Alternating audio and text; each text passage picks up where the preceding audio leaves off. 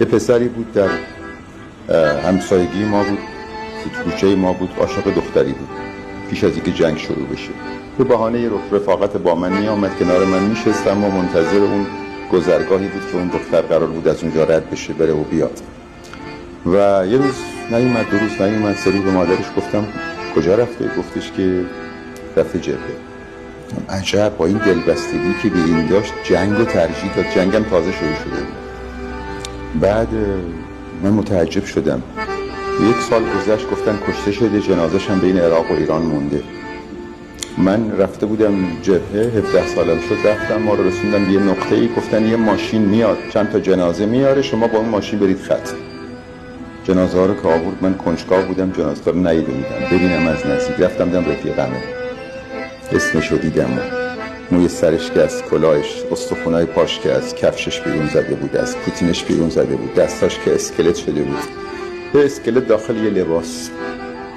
اون شعر خاموشی لبه هامو یادت هست و من برای این گفتم تو عصر فروردین بی برگشت. خاموشی لبه هامو یادت هست تو عصر فروردین بی برگشت، با نامه‌ای که پشت در آمد بعد از غروب کربلای 8. از تو چه پنهان عاشقت بودم، از دل نه از سلولم. با تو جهانم تازه تر می شد از روزهای طبق معمولم.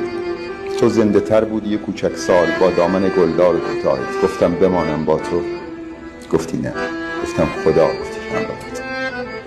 گفتی برو، این کوچه ها فردا شب پرسه های روزگار ماست. دشمن رسیده تا لب اربند، فردا همین ساعت قرار ماست. عشق من این خاکم راهت. خندیدم و دل کندم از دنیا. رفتم که برگردم به آغوشت، رفتم که برگردم به رویاها. خون رفت، آتش رفت، من ماندم بی قلب عاشق زیر خاک سرد. عشق تو قطره قطره بیرون زد از چشمهای عاشقم با درد. نفرین به هر کی تو لباس من قلب تو رو با بدلی آزاد.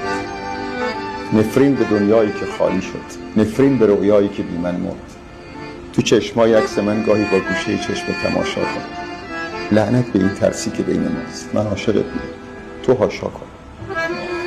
من عاشقت بودم، تو هاشا کن تا این غبار خسته بنشینه. ما با هم این رابطه، این عشق بین من و بین تو شیرین. وای وای وای وای وای.